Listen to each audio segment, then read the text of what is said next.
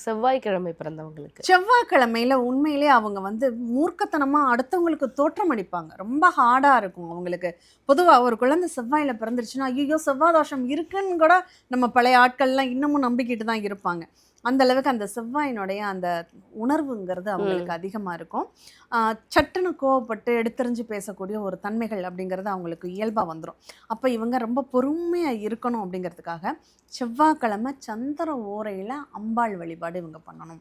அந்த அம்பாளுக்கு பிரியமான மஞ்சள் வஸ்திரம் இவங்க பயன்படுத்தினாங்கன்னா, ஒரு சாந்தமான ஒரு தன்மை அப்படிங்கிறது அவங்களுக்கு இயல்பிலேயே உருவாகும் அப்படின்னு சொல்லலாம். ஏன்னா, இந்த கடகம் அப்படிங்கிற ராசியை எடுத்துட்டோம்னாவே, அங்க செவ்வாய் நீச்சமா இருப்பார்.